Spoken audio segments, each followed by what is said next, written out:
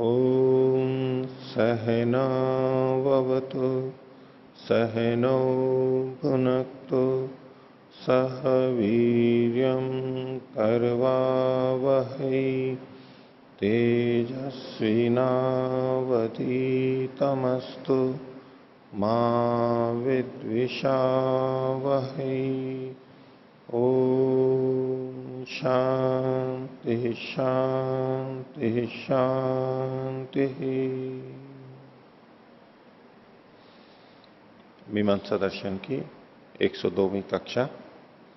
मीमांसा दर्शन के द्वितीय अध्याय के दूसरे पाठ का 10वां अधिकरण पिछली कक्षा में चल रहा था। उसमें 25वें सूत्र के भाष्य को हमने कुछ देख लिया था, आगे का अब देखेंगे। तो पिछले पाठ में से किन्हीं को कुछ पूछना है तो पूछ सकते। हाँ, पृष्ठ संख्या 498। 498 इसकी हिंदी व्याख्या में नीचे से 7वीं पंक्ति। और वाक्य से द्रव्य विशेष आमिक्षा के साथ संबंध होता है। हाँ, तो यहाँ जो आमिक्षा यहाँ वाजिन होना चाहिए क्या, ऐसा? नहीं, यहाँ तो आमिक्षा ही ठीक है। वाक्य क्या है, वहां दोनों में से एक में दो संबंध है, उसमें तद्धित प्रत्यय रूप श्रुति से देवतात्व कहा जाता है। पूर्ण विराम है, इसको हटा लेंगे। ये होगा वैश्वदेवी। इस शब्द में तद्धित प्रत्यय से देवतात्व कहा गया, तो ये श्रुति से देवतात्व कहा गया। और वाक्य से, उसी वाक्य में देखना है, सा वैश्वदेव्यामीक्षा, इस वाक्य को ही देखना है। इस वाक्य में वैश्वदेवी शब्द में तद्धित प्रत्यय से यानी श्रुति से देवता को कहा गया है। एक बात हो गई। और वाक्य से द्रव्य विशेष यानी आमिक्षा के साथ में संबंध होता है, क्योंकि उस वाक्य में आमिक्षा ही है, सा वैश्वदेव्यामीक्षा। तो आमिक्षा के साथ में जो संबंध हो रहा है वो श्रुति से नहीं हो रहा है, वो वाक्य से हो रहा है। ठीक है, तो ये आमिक्षा शब्द ठीक है। और 498 पृष्ठ पर ही जो भाष्य है उसमें नीचे से चौथी पंक्ति, एकत्र उभयमपि वाक्य न, ये स्पष्ट नहीं हुआ।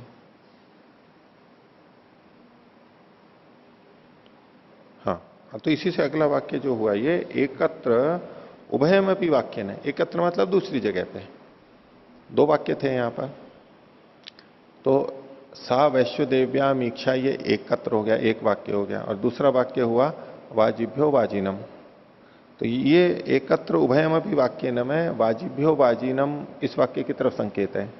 यहां पर उभयमपि, दोनों ही मतलब देवतात्व, देवता का कथन और द्रव्य के साथ में कथन, ये दोनों ही बातें वाक्य से कही जा रही हैं। क्यों कही जा रही हैं? वाजिभ्यो में चतुर्थी विभक्ति है, तो चतुर्थी विभक्ति से जोड़ करके जब कहा जाता है तो ये वाक्य से अर्थ आता है। तद्धित प्रत्यय से आता है, वो श्रुति से आता है। तो चतुर्थी विभक्ति से यानी वाक्य से ही देवता का पता लगा। और वाजिनम जो हुआ, वाजिभ्यो वाजिनम, ये वाजिनम भी द्रव्य का संबंध देवता से, ये भी वाक्य से ही पता लगा है। तो दोनों ही बातें वाक्य से पता लगी हैं। पहले वाक्य में देवता श्रुति से और द्रव्य के साथ संबंध वाक्य से। यह दोनों ही बातें यानी देवता और द्रव्य, इन दोनों का वाक्य से ज्ञान होता है, ये कहा है। ये तो ठीक है जी। अगला प्रश्न है पृष्ठ संख्या 499। हाँ, इसमें व्याख्या, जो दूसरी व्याख्या है, हाँ, उसमें नीचे से दूसरी पंक्ति, हाँ, वहां तो प्रकृति याग विधायक वाजिभ्यो वाजिनम वाक्य से द्रव्य देवता गुण का कथन होता है, वर्तमान है। हाँ, तो जो ये वाजिभ्यो वाजिनम इसमें कहा कोष्टक में, ये कैसे संगत है, समझ में नहीं आ रहा। हाँ, इसमें यहां भी और भी संशोधन करने की बात है। इसको संस्कृत वाले भाग को भी देखते चलेंगे और इसका हिंदी भी देखते चलेंगे। ठीक है, देखिए, तो 24वें सूत्र का भाष्य बोल रहा हूं मैं, संस्कृत वाला। युक्तम यत तत्र गुण विधानम, वहां पर गुण का विधान ठीक है, उचित है। ठीक है, कहां पर? ददना जो होती, जो पूर्व पक्षी ने दृष्टांत दिया था कि वहां गुण का विधान है जैसे ददना जो होती में, ऐसे यहां पर भी होना चाहिए। यहां भी गुण का विधान होना चाहिए वाजिन का, ऐसा करके जो कहा कि युक्तम यत तत्र गुण विधानम, ये ठीक है कि वहां पर गुण का विधान किया, इसलिए यहां लिखा, वहां पर कोष्टक में लिखा ददना जुहोती आदि में गुण का विधान युक्त है। हो गया। न तत्र अप्रकृतेन केनचित गुणेन संबंध, वहां पर तत्र का मतलब है वहीं पर जिसकी चर्चा चल रही थी, वहां का मतलब है ददना जुहोती में। हिंदी में जो लिखा है ना वहां, वहां, तो वहां के बाद में जो कोष्ठक में इन्होंने लिखा कर्मोत्पत्ति वाक्य अग्निहोत्रम जुहोती में, ये अग्निहोत्रम जुहोती ठीक नहीं है, ददना जुहोती यहां पर आएगा, वहां ददना जुहोती में। ठीक है। तो न तत्र अप्रकृत न केनचित गुणे न संबंध, किसी अप्रकृतिक गुण के साथ में संबंध नहीं है। यहां गुण का मतलब है देवता। ददना जुहोती में किसी अप्रकृत देवता के साथ संबंध नहीं है, अर्थात प्रकृत देवता के साथ में संबंध है। प्रकृत देवता क्या है? अग्निहोत्रम जुहोती में जो अग्नि शब्द अग्नि देवता है उसके साथ में संबंध जुड़ रहा है इसका। आई बात समझ में? तो देखिए यहां हिंदी में जो लिखा हुआ है वहां, वहां का मतलब है ददना जुहोती, और ये जो कोष्ठक में लिखा है ना कर्मोत्पत्ति वाक्य अग्निहोत्र जुहोती में, तो यहां पर अग्निहोत्र की जगह ददना लिख कर लीजिए। अग्निहोत्रम जुहोती में अग्निहोत्र की शब्द की जगह पे ददना जुहोती कर लीजिए। मैं किसी अप्रकृत यानी अपूर्व गुण, या गुण का मतलब है देवता, स्पष्टता के लिए देवता लिख लीजिए, किसी अप्रकृत अपूर्व गुण के साथ में संबंध श्रुत नहीं है, अर्थात प्रकृत के साथ में ही संबंध है, और वो प्रकृत है अग्नि देवता। इसलिए ये दृष्टांत तो अलग बात हो गई, उसका और इसके संबंध में। और आगे लिखा है वहां तो, अब वहां तो की जगह होना चाहिए यहां तो, यहां तो, क्योंकि जो दृष्टांत दिया था उसके लिए तो हम कह सकते हैं वहां तो, और एक जो दाष्टांत है वो कहते हैं यहां तो वहां की जगह यहां ज्यादा संगत है। यहां तो प्रकृत याग विधायक, प्रकृत याग विधायक वाक्य क्या है? अग्निहोत्रम जुहोती, ये यहां पर लेना है। वाजिभ्यो वाजिनम जो लिखा हुआ है इसकी जगह पे क्या लेना है? अग्निहोत्रम जुहोती, जो ऊपर बीच वाली पंक्ति में लिखा हुआ है वो यहां नीचे लेना है तीसरी में। यहां तो प्रकृति याग विधायक अर्थात अग्निहोत्रम जुहोती वाक्य से देवता द्रव्य रूप गुण का कथन वर्तमान है। इसमें केवल देवता का,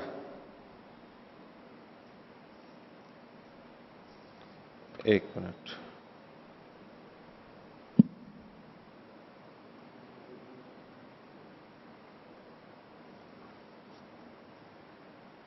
इसमें जो मैंने किया वहां तो अगर लेंगे तो वहां तो प्रकृति याग अर्थात अग्निहोत्रम जुहोती वाक्य से देवता रूप, वाजिभ्यो वाजिनम तो यहां पर नहीं आएगा, का गुण कथन वर्तमान है, इसलिए ददना जुहोती में दृष्टांत कथनीय नहीं है। तो अग्निहोत्रम जुहोती वहां तो का वहां ही ले लीजिए, या तो यहां तो का मतलब है अग्निहोत्रम जुहोती ही लेना है।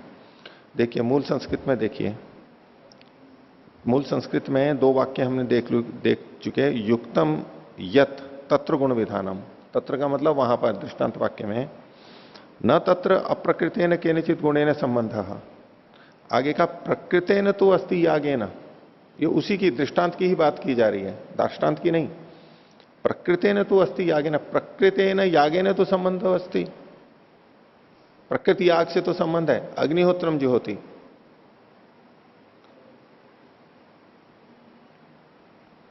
अप्रकृत किसी गुण यानी प्रकृत गुण के साथ संबंध है, प्रकृतेन तो अस्ति यागेन, तस्मात अनुपवर्णनम एतत्, इसलिए आपका जो ये दृष्टांत है ये गलत है, दृष्टांत गलत है, दृष्टांत को गलत, प्रकृति न तो अस्ति यागे न। अब इसको देखिए कि वहां तो प्रकृति याग विधायक, मैं ऐसा समझ रहा हूं प्रकृति याग विधायक मतलब अग्निहोत्र जुहोती से देवता द्रव्य रूप, ये द्रव्य की बात यहां पर विचारनी है, केवल याग से, केवल याग से इसका संबंध वर्तमान है, इसलिए ददना जुहोती आदि दृष्टांत कथनीय नहीं है। ठीक है। तो उदयवीर जी का देखिए, 200 81। 281 पृष्ठ पर।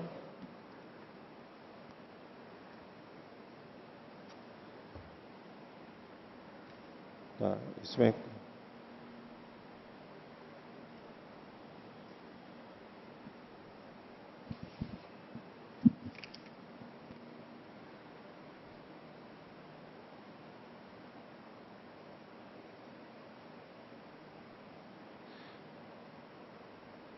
ये तो इन्होंने युधिष्ठिर जी वाला ही लिखा हुआ है, वैसा का वैसा लिखा है, वाक्य रचना में थोड़ा भेद किया है।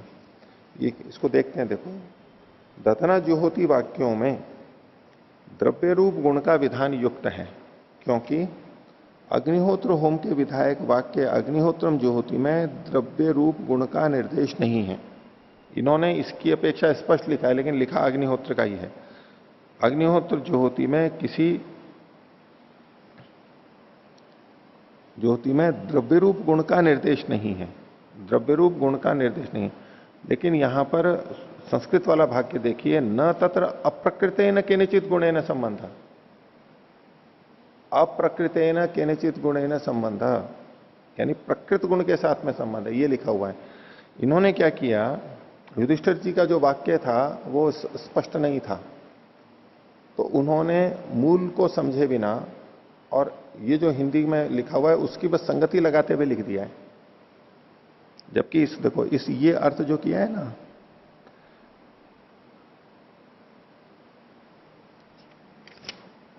गुण का विधान युक्त है। अब इसके बाद देखिए, क्योंकि अग्निहोत्र होम के विधायक वाक्य, अग्निहोत्र होम के विधायक वाक्य अग्निहोत्रम ज्योति में द्रव्य रूप गुण का निर्देश नहीं है। तो अग्निहोत्रम ज्योति में द्रव्य का कथन नहीं है, ददना ज्योति में द्रव्य का कथन है। यूं तो संगत है वो, कि वहां द्रव्य का कथन नहीं है, यहां द्रव्य का कथन है। लेकिन भाष्यकार ऐसा थोड़ा ना कहना चाह रहे हैं। जिस दूसरी पंक्ति का ये अर्थ किया देखिए, न तत्र, या तत्र का मतलब हो गया ददना जुहोती वाक्य के अंदर, अप्रकृतेन केनचित गुणेन न संबंध, अप्रकृत गुण के साथ में संबंध नहीं है। अगर आप इसको यूं देखेंगे, यहां पर गुण का मतलब, यदि हम द्रव्य ले लेंगे दधी, तो ये वाक्य घटेगा ही नहीं। दधी तो अप्रकृत गुण के साथ संबंध है, वहां पर अप्रकृत गुण के साथ संबंध नहीं है, ये भाष्यकार कह रहे हैं। ठीक है, दधी अप्रकृत गुण तो है, लेकिन उसके साथ संबंध नहीं है, ये नहीं कह सकते। संबंध है वहां पर उस वाक्य में। तो यहां पर गुण का मतलब इसलिए देवता लिया जाएगा, किसी अप्रकृत गुण के साथ संबंध नहीं है। जबकि यहां पर क्या, वाजिभ्यो वाजिनम में वाजिभ्यो या अप्रकृत गुण के साथ में, देवता के साथ में संबंध जुड़ा हुआ है।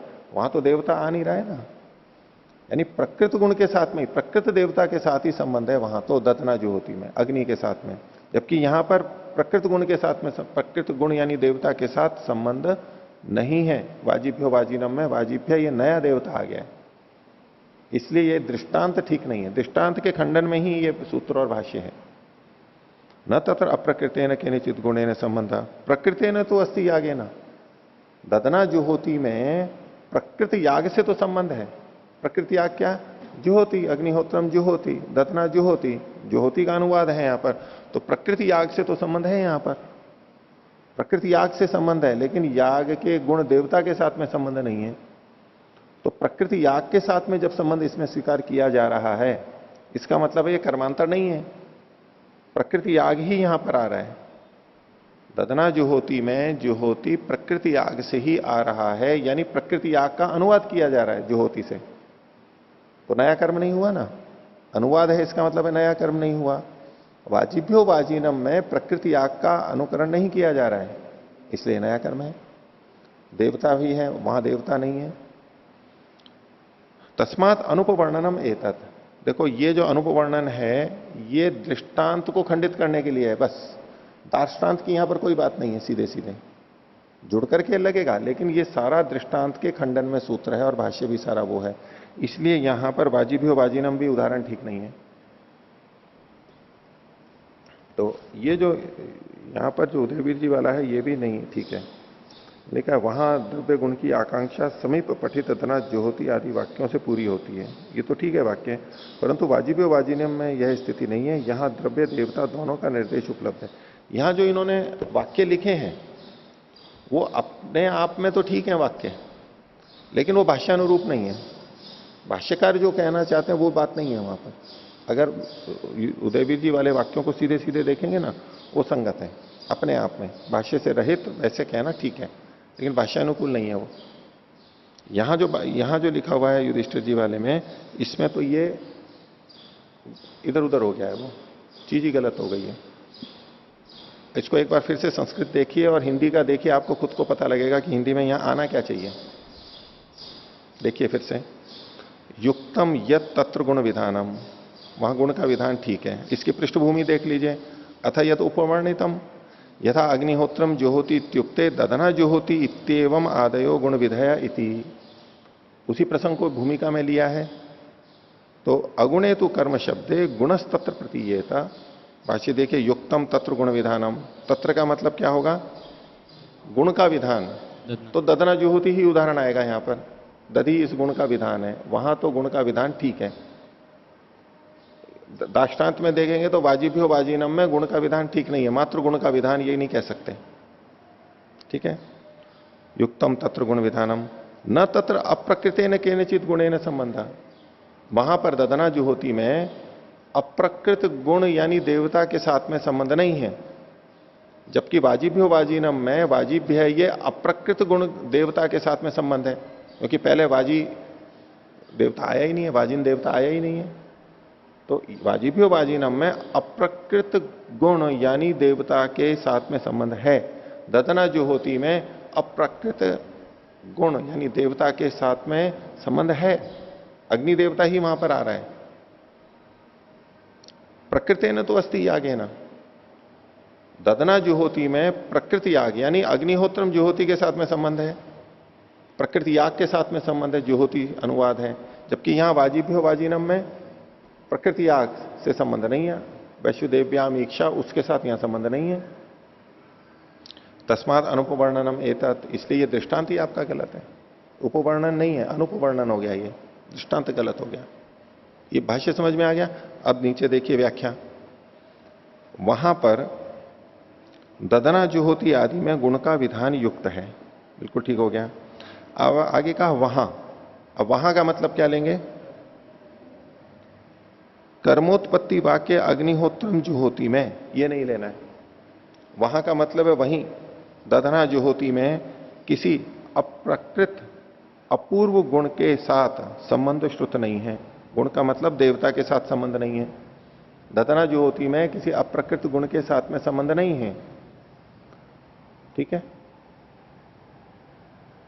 वहां तो प्रकृति याग, वहां की जगह में जो यहां पर कह रहा हूं ना, तो वहां ही रख लीजिए ददना जुहोति, लेकिन है यहां पर वहां तो प्रकृति याग। प्रकृति याग कौन सा आएगा, प्रकृति याग विधायक अग्निहोत्रम जुहोति वाक्य से, ये लेना होगा यहां पर। वाजिभ्यो वाजिनम की जगह पे अग्निहोत्रम जुहोति विधायक अग्निहोत्रम जुहोति वाक्य से देवता रूप गुण का कथन वर्तमान है। ये द्रव्य शब्द यहां भी हटना चाहिए। देवता रूप गुण का कथन वर्तमान है, इसलिए ददना जुहोति आदि दृष्टांत कथनीय नहीं है। ये संगत आ गया समझ में, पूछना है कुछ। ये जो ऊपर 499 पृष्ठ पर जो पहली पंक्ति थी, किसमें 499 पृष्ठ पर जो पहली पंक्ति है, हाँ, उसमें अंत में कहा है ददना जुहोति इत्यमादि गुण विधेय। हाँ, गुण ज्योति गुण विधि है। गुण विधि कैसे, द्रव्य के विधान, इसलिए हाँ, गुण विधि है, गुण विशिष्ट विधि नहीं है। गुण विशिष्ट विधि कहेंगे तो नए कर्म का विधान हो रहा है और उसमें गुण का विधान होगा, गुण सहित कर्म का विधान हो गया गुण विशिष्ट विधि में। गुण विधि कह रहे हैं, इसका मतलब है कर्म का विधान तो पहले हो चुका है अग्निहोत्रम जुहोति में, अब केवल गुण का कथन किया जा रहा है ददना जुहोति। तो ये गुण विधि है, ठीक है।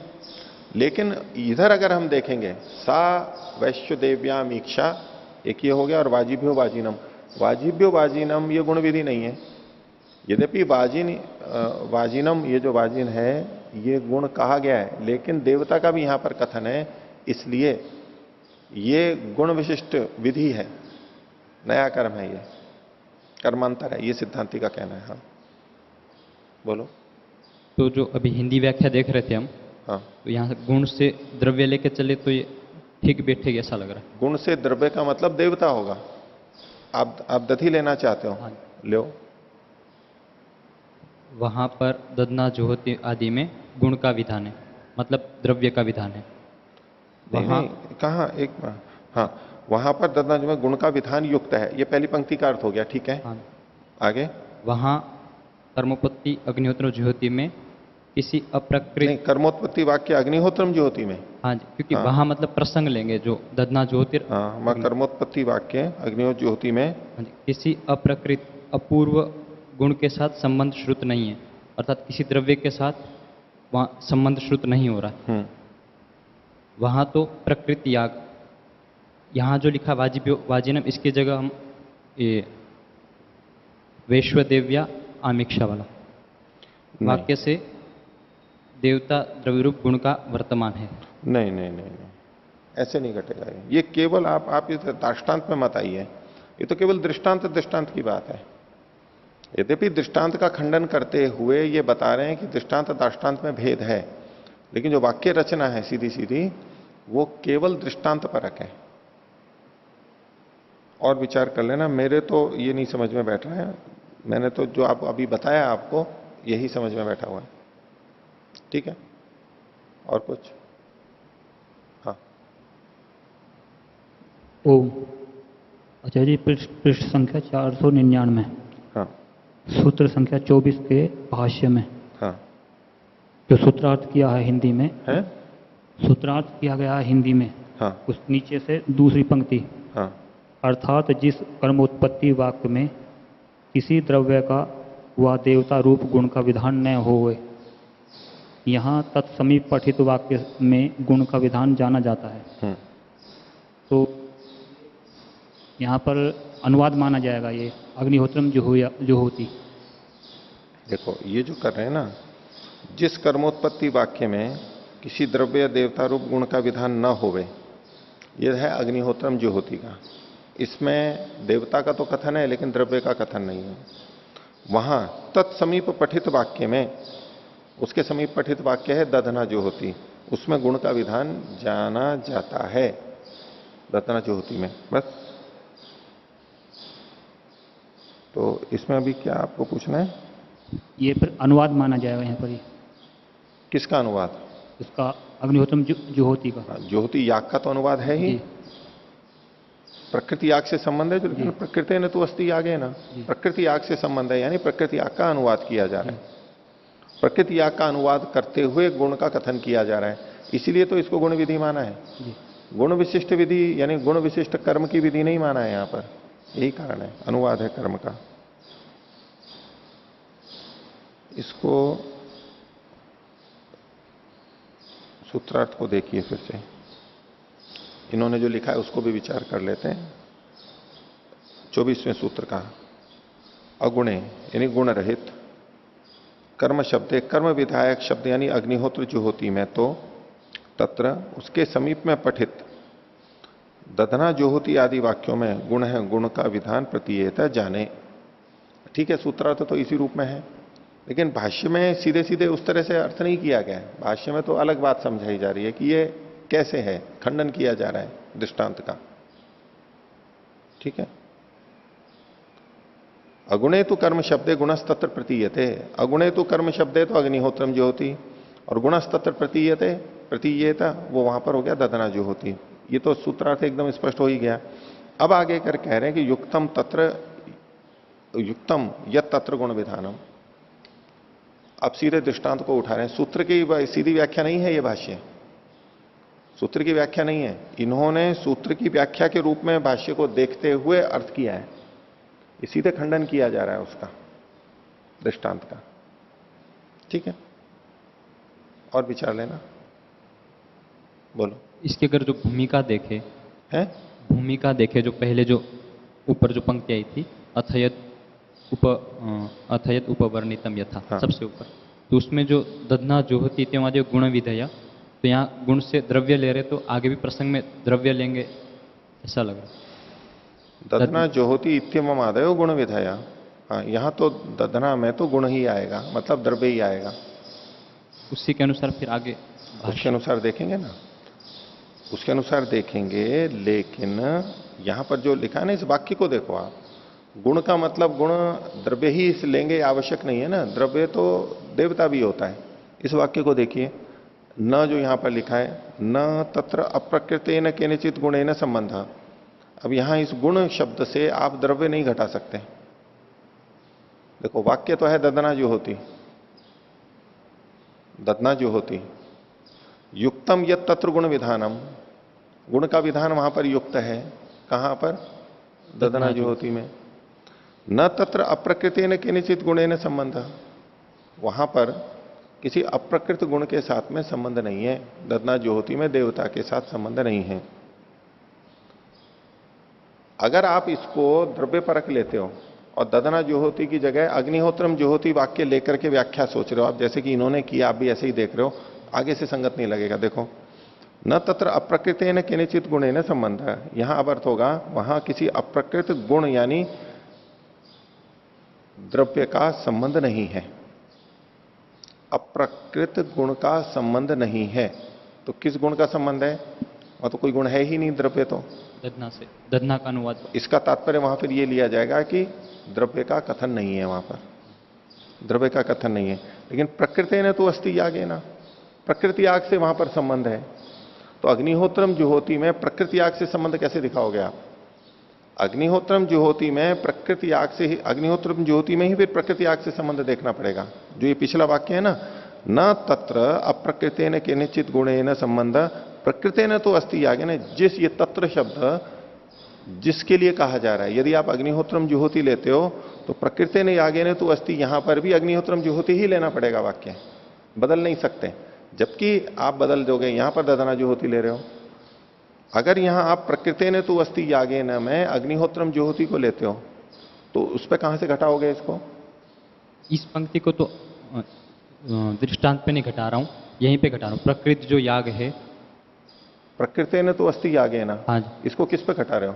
ये जो पंक्ति थी सा वैश्वदेव्या आमिक्ष, नहीं, उससे संबंध ही नहीं है यहां पर। ये तो केवल दृष्टांत का खंडन हो रहा है, दार्ष्टान्त की बात ही नहीं है यहां पर।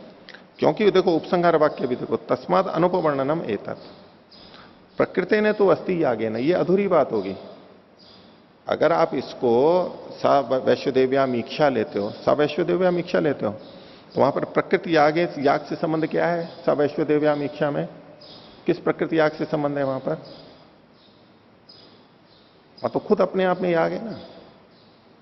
प्रकृति याग से संबंध का मतलब हुआ उस वाक्य से पहले कहीं पर याग बताया गया है और उसका यहां पर प्रसंग आ रहा है, अनुवाद है। प्रकृति याग से संबंध है मतलब आपको याग का वहां अनुवाद बताना है।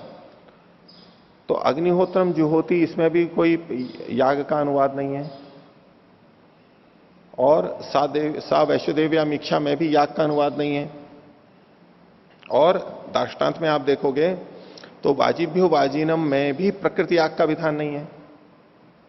पहले से याग आ रहा और उसका अनुवाद और सिद्धांति ऐसा नहीं कह सकता। केवल एक ही वाक्य है दधना जो होती, जिसमें कि प्रकृति याग का अनुवाद है। प्रकृति ने तो यागे न अस्ति, और ये दोनों जो वाक्य हैं, न तत्र अप्रकृति न किनिचित गुणे न संबंध, प्रकृति ने तो अस्ति यागे न, इन दोनों वाक्यों में विषय वाक्य एक ही है। जिसको केंद्रित करके ये दोनों वाक्य लिखे गए ना, वो एक ही है। एक ही वाक्य में दोनों चीजें घटनी चाहिए, और वो केवल दधना जो होती होगा। बाकी वाक्यों में ये दूसरा वाक्य नहीं घटेगा, प्रकृति ने तू अस्ति आगे ना। स्पष्ट हुई मेरी बात? हाँ हाँ, ठीक। इनमें क्या सर्वनामों का प्रयोग बहुत होता है ना, इसलिए वो सर्वनाम शब्द का संबंध कहां से कहां जुड़ जाए, दिमाग कहां चला जाए, और एक तरफ दिमाग चला गया तो फिर उसी तरह से अगर अच्छी तरह नहीं सोचा है तो गड़बड़ हो जाती है। ये उदाहरण देखो, इसमें भी हो गया और इसमें भी, दोनों में ऐसा ही हुआ है। ठीक है, और कुछ पूछना? वेदपाल जी हो गया? अच्छा, तो आगे का पाठ देखते हैं। पृष्ठ संख्या 501 मीमांसा दर्शन के द्वितीय अध्याय का दूसरा पाद, अधिकरण संख्या 10 और सूत्र संख्या 25 का भाष्य। और 501 में पृष्ठ पर बिल्कुल अंत में न शब्द लिखा है, वहां से नया वाक्य शुरू होगा जो आज का पाठ चलेगा। इस अधिकरण का विषय क्या है? द्रव्य विशेष अनुक्तिकृत कर्मैक्याधिकरणम। तो यहां पर द्रव्य विशेष के अकथन से जो कर्म की एकता कही गई है, ये यहां पर कहा जा रहा है। अच्छा, हाँ ठीक है, वो पीछे 10वां अधिकरण था, तो ये 11वां अधिकरण है फिर हमारा। 11वां अधिकरण ऊपर शीर्ष, ऊपर जो पृष्ठ संख्या के बगल में जो लिखा है ना, वहां 10 लिखा है, इसको 11 कर लीजिए। ठीक है, 11वां अधिकरण है दध्यादि द्रव्य फल द्रव्य सफलत्वाधिकरणम। दधि आदि जो द्रव्य हैं वे फल को देने वाले हैं, उनके द्वारा फल का कथन किया जा रहा है। हमारा विषय वाक्य था दधनेन्द्रिय काम से जो हुयात। तो यहां पर इंद्रिय की प्राप्ति, इंद्रिय के बल की प्राप्ति, ये तो है फल। ये फल दधि से प्राप्त हो रहा है। ये पंक्ति क्या कह रही है कि ये दधि से फल को प्राप्त बता रही है, अथवा यहां जो कर्म किया जा रहा है उस कर्म से फल की प्राप्ति हो रही है, ये विचार का बिंदु है। तो प्राय करके कर्म से ही फल की प्राप्ति कही जाती है। उस दृष्टि से पूर्व पक्षी का कहना है कि कर्म से ही फल की प्राप्ति है, लेकिन सिद्धांति का कहना है कि इस वाक्य में, वाक्य ये कह रहा है कि दधि से फल की प्राप्ति, इंद्रिय की प्राप्ति हो रही है। सिद्धांत पक्ष वो है। इसलिए दधि आदि द्रव्यों की सफलता, सफलता का मतलब है फल सहितता, वो फल से युक्त है द्रव्य। तो इसमें हमने 25वां सूत्र जो थोड़ा देखा था, पूर्व पक्षी का तो कहना था चूंकि फल की श्रुति है इसलिए कर्म से ही होनी चाहिए, फल की श्रुति है इसलिए यह नया कर्म होना चाहिए, फल कर्म से ही जुड़ता है, द्रव्य से नहीं जुड़ता है। और उसका कहना, उसने दृष्टांत दिया था कि कृषि से व्रीहि उत्पन्न होते हैं, चावल उत्पन्न होते हैं, यानी कर्म से द्रव्य की उत्पत्ति होती है, फल की प्राप्ति होती है।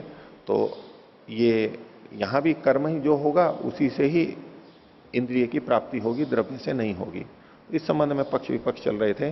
तो सिद्धांति ने कहा था कि भाई सादृश्य अगर यूं देखना हो तो फिर तो द्रव्य से भी सादृश्य है कृषि का, क्योंकि सत है और अनित्य है, क्रिया भी और ये कार्य द्रव्य भी, तब तो उससे भी होना चाहिए। दूसरा उसने कहा कि यदि आप सादृश्य देख रहे हो तो असादृश्य भी तो है इनमें आपस में, कि कृषि से जो फल आ रहा है वो है दृष्ट फल, और होम से या याग से जो फल आ रहा है वो अदृष्ट है। तो इसलिए इनमें साम्य नहीं है, इसलिए कर्म से फल हो, ये आप दृष्टांत का वैषम्य दिखा रहे हैं कि उससे घटे, यह आवश्यक नहीं है। और कहा कि भाई कुछ कुछ सादृश्य दोनों में है, मान लीजिए द्रव्य से भी सादृश्य है और कर्म से भी सादृश्य है, होम से भी सादृश्य है। तो कहा कि जो अधिक सदृशतर होगा, यानी सदृशतर होगा, उसका ग्रहण होगा।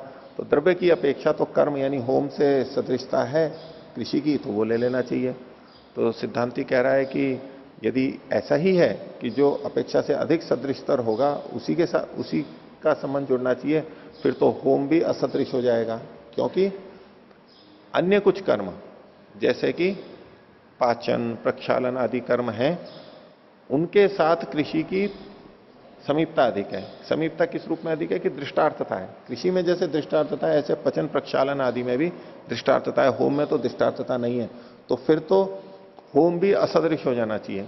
जिस हेतु से आप द्रव्य को असदृश मान रहे हो, उस हेतु से होम भी असदृश हो जाएगा, पचन आदि सदृश होंगे, तो इसलिए भी आपका दृष्टांत नहीं घटेगा। ऐसे कई तरीके से यहां पर खंडन किया है। हाँ। आचार्यवर्य, वैशेषिक दर्शन से यत् सूत्रम दत्तम अस्ति तस्य उपरि प्रश्न, नीचे टिप्पण्यां दत्तम अस्ति। हाँ। सद अनित्यम द्रव्यवत् कार्यम कारणम सामान्य विशेषवत् इति द्रव्य गुण कर्मणाम अविशेषा। अत्र तो यत् वैशिष्ट्यम दीयते सद अनित्यम द्रव्य गुण कर्मणाम त्रयाणाम अपि सामान्यम अस्ति। तो द्रव्येन सादृश्यता प्रदर्शनार्थम कथम ऐसा दृष्टांत दीयते? नहीं, गुण का तो चूंकि प्रसंग नहीं है ना। कर्मणा कर्म विषय मम प्रश्न। देखिए, इस सूत्र में तो द्रव्य गुण कर्म तीनों की बातें कही गई हैं, जी उसमें कोई दो राय नहीं है।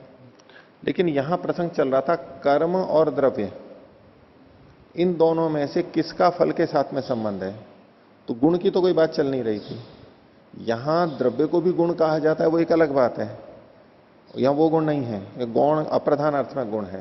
तो दो ही पक्ष थे, एक कर्म और एक द्रव्य। तो अब जब वो उसमें कृषि रूप कर्म के साथ में द्रव्य, दधि रूप द्रव्य की सदृशता बताने के लिए सदनित्यम कह दिया उसने। सद अनित्य आदि साधर्म्यम तो कर्मणा सह अपनी भवति। भवेत, तो ये उसको व्यभिचारी बना रहा है ना सिद्धांती। खंडन कैसे होगा?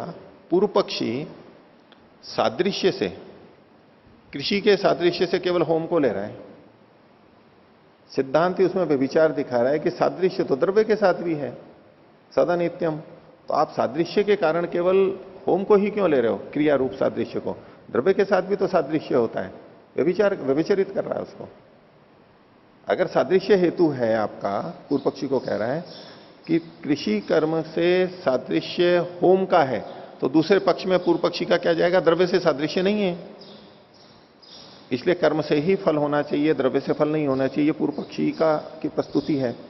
बोले सादृश्य तो द्रव्य के साथ भी है, सादृश्य उसके साथ भी है तो इसके साथ भी है, तो इसलिए सादृश्य हेतु को का व्यभिचार दिखा रहा है सिद्धांति।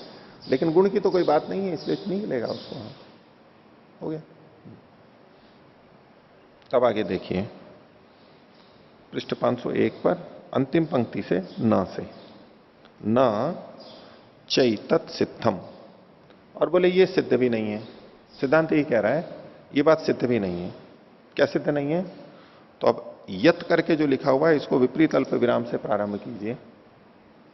यत क्वचित दृश्यते तद अन्यस्मिन सदृश मात्रे अदृष्टम अपि भवितुम अर्हति। अर्हति के बाद यहां पर बंद कर लीजिए अल्प विराम को, विपरीत अल्प विराम इति। इति से भी पता लग रहा है वैसे, पर विपरीत अल्प विराम में ले लीजिए। तो ये जो विपरीत अल्प विराम में कहा उसके लिए इन्होंने कहा न चैतत सिद्धम। बोले ये सिद्ध नहीं है, ये बात सिद्ध नहीं है। पूर्व पक्षी इस ढंग से बात को रखना चाह रहा था, सिद्धांत कह रहा है कि ये बात सिद्ध नहीं है। क्या सिद्ध नहीं है? पंक्ति को ध्यान से देखना। यत क्वचित दृश्यते, जो कहीं देखी जाती है, जो कहीं देखा जाता है। अभी मैं शाब्दिक अर्थ बोल रहा हूं, लेकिन इन सर्वनामों का मतलब क्या है वो समझना होगा, नहीं तो ये अगली ये 2-3-4 पंक्तियां जटिल है। केवल सर्वनाम के आधार पर कुछ समझ में नहीं आएगा। यहां घटाते हुए चलेंगे कि इस सर्वनाम का क्या मतलब है। यत क्वचित दृश्यते, तो यत का मतलब तो लीजिए फलम, क्वचित का अर्थ लीजिए कृषौ कोई कर्म, क्वचित दृश्यते। यत क्वचित दृश्यते, जो फल कहीं देखा जाता है यानी क्रिया में देखा जाता है। तो यत फलम, फल की जगह आप व्रीहि आदि ले सकते हैं, और क्वचित मतलब कृषि ले सकते हैं, याग आदि ले सकते हैं।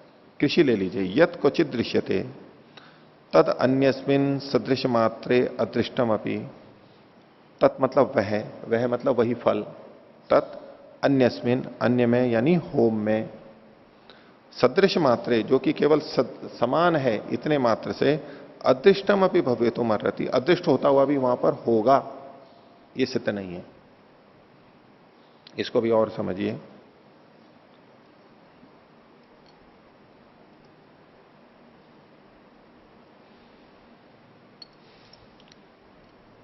जो फल यानी व्रीहि, क्वचित मतलब कृषि पाटन आदि कर्म में देखा जा रहा है, यानी कृषि करते हैं तो व्रीहि देखा जा रहा है। तत् माने वही फल, अन्यस्मिन किसी अन्य कर्म में यानी होम में वही फल, यहां पर फल कुछ और होगा। फल अन्यस्मिन यानी होम में सदृश मात्रे, जो केवल थोड़ी सी सादृश्य है उसके अंदर, कर्म सादृश्य है। सदृश मात्रे मतलब कर्म सादृश्य, कर्म सादृश्य होने पर अदृष्टम अपि, न देखा जाता हुआ भी, भवितो मर्हति हो सकता है, ये बात नहीं है। अब सिद्धांति क्या कहना चाह रहा है कि कृषि में तो व्रीहि आदि फल देखे जा रहे हैं, और होम में कर्म की सदृशता है, इतना मात्र सादृश्य है, लेकिन वहां पर फल तो नहीं देखा जा रहा है, अदृष्ट है। तो फल अदृष्ट है, फिर भी वहां पर फल है, यह सिद्ध नहीं किया जा सकता। कृषि में व्रीहि आदि फल देखा जा रहा है, तो व्रीहि कृषि के समान जो होम है कर्म, वहां पर भी फल है, भले ही ना देखा जा रहा हो, यह सिद्ध नहीं है। क्योंकि पूर्व पक्षी तो यह कह रहा है ना कि यहां कृषि कर्म से व्रीहि आदि हो रहा है, ऐसे ही होम कर्म से वहां पर फल की प्राप्ति हो रही है। सिद्धांत कह रहा है कि यह बात सिद्ध नहीं है कि वहां होम से फल देखा तो जा नहीं रहा है और फिर भी वहां पर है, यह सिद्ध नहीं है। न देखा जाता हुआ भी है, यह सिद्ध नहीं है। अदृष्टम अपनी भवितुम अर्हति, न देखा जाता हुआ भी हो सकता है, यह सिद्ध नहीं है। अभी आई बात समझ में? आगे देखिए, इसी शैली में आगे है, यद्धि यस्य कारणभूतम दृष्टम सिद्धे। सिद्ध पक्ष में, सिद्ध पक्ष कौन सा हुआ? कृषि वाला, और प्रत्यक्ष है हमारे को, सिद्ध है। उसमें यद्धि यस्य कारणभूतम दृष्टम, जो जिसका कारणभूत देखा जाता है, जो जिसका कारणभूत देखा जाता है, सर्वनाम है। जो का मतलब है यहां पर कृषि यानी क्रिया, यस्य मतलब व्रीह्यादे फल का, जो जिसका कारणभूत है। तो यहां पर कृषि व्रीहि का कारण देखा जाता है, तो कर्म फल का साधन, कर्म फल का कारण देखा गया। तो यद्धि यस्य कारणभूतम दृष्टम, सिद्ध पक्ष में दृष्टांत में जो यानी कर्म जिसका यानी फल का कारणभूत देखा जा रहा है, तच्चेत साध्य भी, यदि वो साध्य में भी है, कारणभूतम वो कारणभूत साध्य में भी है, इति अवगम्यते, वहां पर यह भी जाना जाता है कि यहां भी ये कारण है, भवती तत्तस्य साधन साधकम, तब वह का मतलब है कर्म, तस्य मतलब फल से साधकम, साधक होता है। कहना ये चाह रहे हैं कि कृषि और व्रीहि के बीच में कारण देखा गया,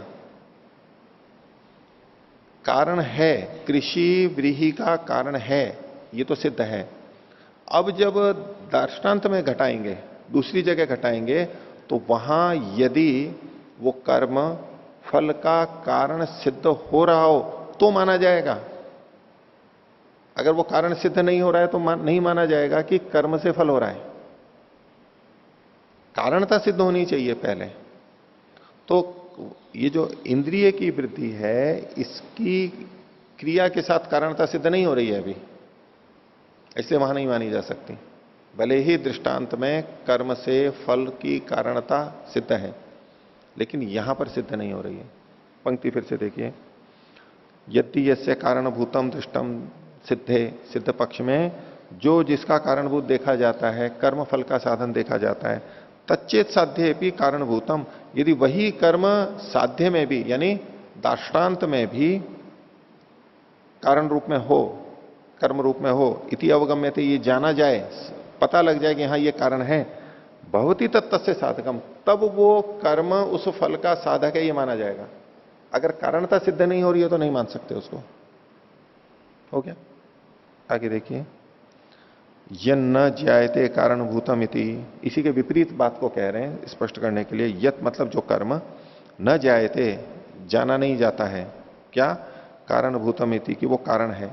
जो कर्म कारण रूप में नहीं जाना जा रहा है, यानी होम कारण रूप में नहीं जाना जा रहा है, न तत्सदृशम अपनी साधकम, वो दृष्टांत से सदृश होता हुआ भी साधक नहीं होगा। यानी होम ये कर्म कृषि कर्म से सादृश्य रखता हुआ भी, कर्मत्व की दृष्टि से सादृश्य रखते हुए भी वो अपने फल का साधक नहीं हो सकता है। आवश्यक नहीं है कि वो साधक हो जाएगा। तस्मात सदृशम अपनी साधकम असाधकम वा इति परीक्षितव्यमिति, इसलिए यद्यपि उसमें सादृश्य है, कर्म का सादृश्य है, कर्मत्व का सादृश्य है, लेकिन साधकम असाधकम असाधकम वा इति, वो साधक है या असाधक है, ये तो अभी भी परीक्षा के योग्य है। यानी इतने मात्र से आप ये सिद्ध नहीं कर सकते कि कर्म से ही फल हो रहा है। यहां पर कर्म की सदृशता से होम भी फल का देने वाला है, ये आप सिद्ध नहीं कर सकते सादृश्य से, क्योंकि साधकता असाधकता दोनों हो सकती है। विचरित कर दिया ना इसको, यानी वो पूर्व पक्षी जो अपनी बात रख रहा था वो सिद्ध नहीं हो पाई उसकी, उसको और प्रमाण देना पड़ेगा। चर्चा भी और चल रही। हो गया? आगे देखिए, अब पूर्व पक्षी कह रहा है, अथ यत कर्म तत्फलवत दृष्टम। ये फिर सामान्य बात लेकर के आ गया, सामान्य तो दृष्टि की तरह। ये जो कर्म है वो फल वाला देखा जाता है। एक सामान्य बात उठा ली फिर पहले की तरह से, यानी जो जो कर्म है वो फल वाला देखा जाता है। यत कर्म तत्फलवत दृष्टम, होमोपि कर्म, होम भी कर्म है, तेना भी फलवता भवितव्यम, उसको भी फल वाला होना चाहिए। ये वही पंचावयव की शैली में है, न्याय दर्शन की शैली से, वो भी ऐसा होना चाहिए। सामान्य तो दृष्ट अनुमान ले रहा है ये। अब इस पर सिद्धांति कह रहा है उपरते कर्मणि। सिद्धांति ये कहना चाह रहा है कि आप कह रहे हो कर्म से फल होता है, यानी द्रव्य से नहीं होता है। पूर्व पक्षी का यही तो मतलब है, कर्म से फल हो रहा है, इंद्रिय की वृद्धि फल द्रव्य से नहीं हो रहा है, यानी दधि से नहीं हो रहा है। तो अब ये द्रव्य को भी ला रहा है सिद्धांति, कह रहा है कि उपरते कर्मणि, कर्म के हट जाने पर द्रव्याणाम, द्रव्यों का, तत्संयोगानांच, और उस द्रव्य से जुड़े हुए अन्य द्रव्यों का, द्रव्यांतरम फलम दृष्टम, दूसरा द्रव्यांतर फल देखा जाता है। कर्म के हट जाने पर भी द्रव्यों का या द्रव्यों से संबंधित चीजों से द्रव्यांतर फल देखा जाता है। यानी जो फल द्रव्यांतर रूप फल है वो किससे जोड़ दिया इसने, सिद्धांति ने द्रव्यों से जोड़ दिया। जैसे कि पचन रूप क्रिया है, पचन रूप क्रिया है, पचन से क्या होता है, वो चीज बन जाती है, पक जाती है। इस रूप में हम देखेंगे कर्म से सीधा सीधा फल हुआ। वो बोले कि जो पचन रूप क्रिया थी वो तो समाप्त हो गई, उससे संबंधित जो द्रव्य थे, यानी आटा था, रोटी थी, सब्जी चावल थे वो, और अन्य जो चीजें, पानी आदि जो भी चीजें साथ में मसाले हैं, उन सब के होने से द्रव्यांतर फल, यानी सब्जी रोटी जो निर्मित चीज है वो फल देखा जाता है। पचन से जुड़े हुए द्रव्यों से द्रव्यांतर की उत्पत्ति होती है। पचन किसका किया था, कच्चे चावलों का, कच्ची रोटी का, और द्रव्यांतर क्या उत्पन्न हुआ, पका हुआ चावल, पकी हुई रोटी। तो वो तो उपरत हो गया है कर्म, तो कर्म उपरत हो गया है और द्रव्य से संबंधित उस द्रव्यों ने द्रव्यांतर को उत्पन्न कर दिया पचन के द्वारा।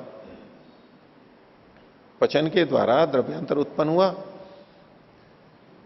पचन तो निवृत्त हो गया। पचन से संबंधित देखो अभी और आगे, उपरते कर्मणि, कर्म के हट जाने पर भी द्रव्याणाम तत्संयोगानांच, द्रव्य और उससे संयोगों का द्रव्यांतर फल देखा जाता है। इति द्रव्यम अपनी फलवत स्यात्, इस प्रकार द्रव्य भी फल वाला होता है, द्रव्य भी फल वाला होता है।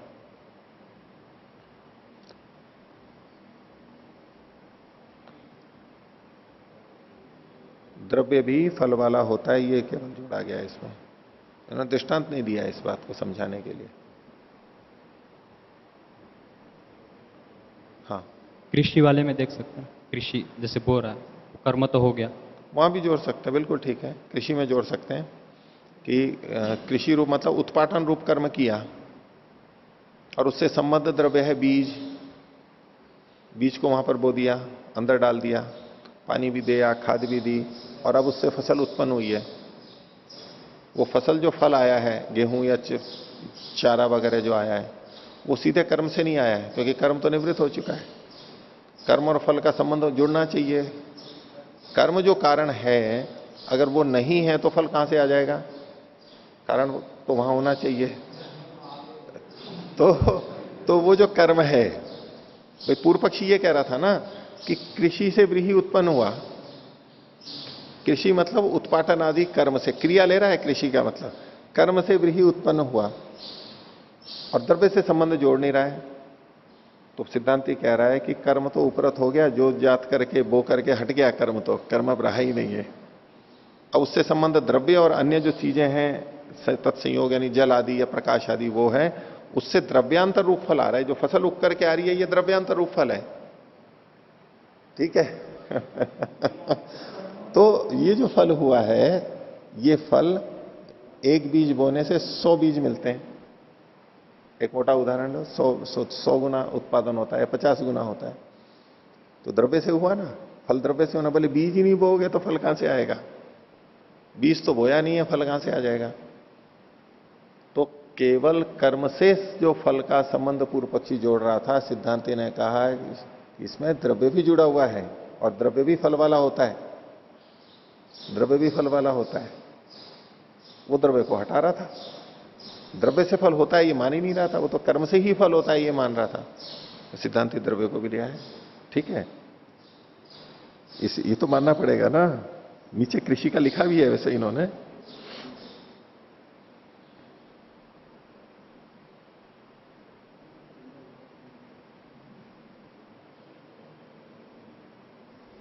देखिए आगे, अपीचा और बात कह रहे हैं, कृषि ना अदृष्टम इति, दूसरे ढंग से असादृश्य को बता रहे हैं। बोले कृषि की तो अदृष्टता नहीं है, तत्सादृश्यात होमादपि न अदृष्टम भवेत। कृषि न अदृष्टम इति, कृषि का फल तो अदृष्ट नहीं है यानी दृष्ट है। तो बोले उसकी समानता यदि होम की है तो उसका फल भी दृष्ट होना चाहिए, अदृष्ट नहीं होना चाहिए। तत्सादृश्यात होमाद अपि अदृष्टम भवेत। कृषि सादृश्यात्वा, मतलब ऐसा करके सादृश्य को खंडित कर रहा है कि आप कृषि कर्म से होम में भी घटा रहे हैं तो दृष्टांत दाष्टांत में साम्य नहीं है, ये खंडन कर रहा है। और कृषि सादृश्यात्वा व्रीहे रेव भवेत नेन्द्रियम, और अगर कृषि की सदृशता है तो होम की, तो होम से भी व्रीहि आदि उत्पन्न होने चाहिए जैसे कृषि से हो रहे थे। ये वैसे जाति के प्रयोग हैं, जाति के प्रयोग हैं सारे अधिकतर, लेकिन खंडन कर रहा है पूर्व पक्षी सिद्धांत, पूर्व पक्षी का। तो कृषि सादृश्याद्वा व्रीहिरेव भवेत न इंद्रियम तस्मात् नैवम जातीय केशु एतद् भवति। तो इसलिए इस प्रकार में ये नहीं होता है क्या, दृष्टात अदृष्ट सिद्धि रीति, दृष्टात दृष्ट से अदृष्ट की सिद्धि, दृष्टात मतलब दृष्टा दृष्ट फलात, दृष्ट फल से अदृष्ट यानी अदृष्ट फल की सिद्धि। कृषि में दृष्ट फल है और होम में अदृष्ट फल है, तो दृष्ट फल से अदृष्ट फल की सिद्धि आप नहीं कर सकते, दृष्टांत ठीक नहीं है। इस पे फिर सिद्धांति उससे पूछ रहा है, कथम तरी होमात न्याय्यम फलमिति, तो आप तो होम से ही फल की प्राप्ति कह रहे हो, वो कैसे उचित है, संगत है। पूर्व पक्षी कह रहा है उच्चते शब्देन अवगम्यते तत्फलम, बोले शब्द से फल पता लग रहा है। अब तर्क वितर्क सारे चले गए, बोले शब्द कह रहा है ददेन्द्रिय काम से जुहुयात, तो जुहुयात कह रहा है ना यहाँ पर, तो इंद्रिय की कामना है तो शब्द से पता लग रहा है। शब्देन अवगम्यते फलम यतः फलम इति शब्द आह ततो न्याय्यम, जिससे फल ये शब्द कह रहा है इसलिए वो न्याय्य है। चूंकि शब्द फल को कह रहा है इसलिए उसी से जुड़ना न्याय्य है। कैसे, होमाच्च फलम इति श्रुत्या शब्देन गम्यते, ये जो फल है ये किससे पता लगता है, श्रुति से लग रहा है। होमाच्च फलम, होम से होता है, जुहुयात, दनेन्द्रिय काम से जुहुयात, तो होम से फल होता है ये श्रुति से, श्रुति के साथ शब्द से पता लग रहा है जुहोती में। और ददन फलम इति वाक्य न, और दधि से फल होता है ये वाक्य से पता लग रहा है। वाक्य वही है लेकिन श्रुति से क्या पता लग रहा है, कर्म के साथ में संबंध है फल का, और द्रव्य के साथ में फल का संबंध है ये वाक्य से पता लग रहा है। और श्रुतिश्च वाक्यात बलीयसी, श्रुति तो वाक्य से बलवती होती है। तस्मात् होमात् फलम इति न्याय्यम, इसलिए होम से फल होता है ये उचित है। दधन फलम इति च अन्याय्यम, और दधि से फल होता है ये अनुचित है। ठीक है, आगे देखिए, अपीछे और कह रहे हैं पूर्व पक्षी, दधि उभयम असमर्थम कर्तुम फलम साधयितुम होमंच। बोले पूर्व पक्षी सिद्धांति को कह रहा है आपके पक्ष में एक दोष और है कि दही दो काम नहीं कर सकता है।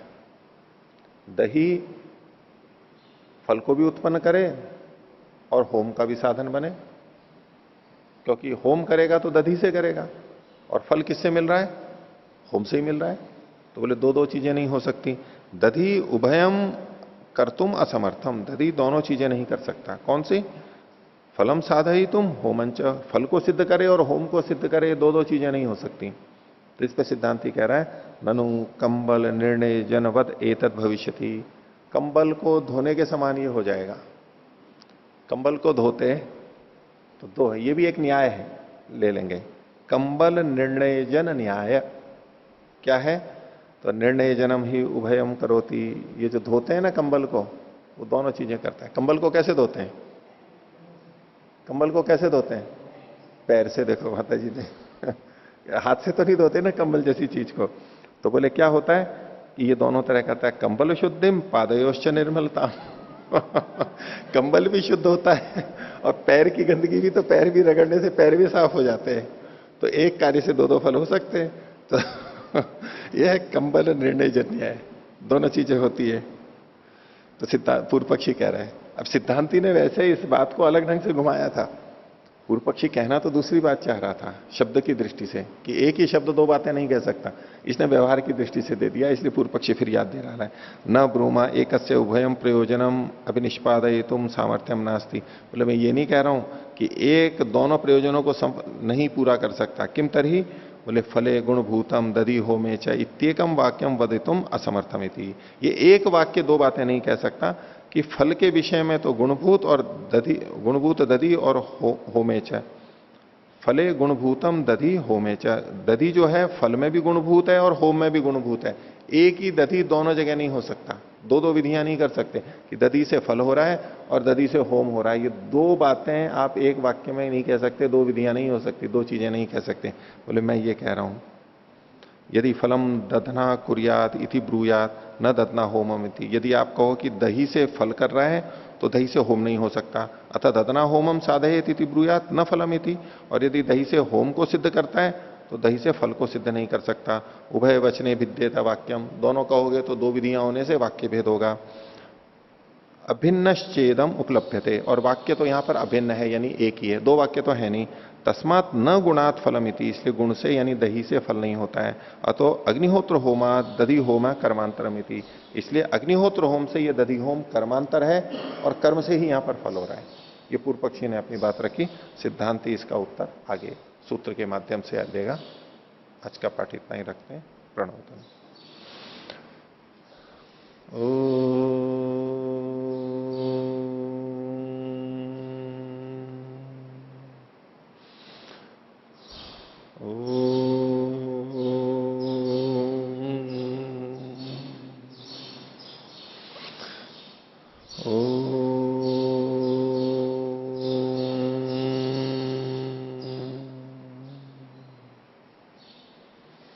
सभी को सदा अभिवादन।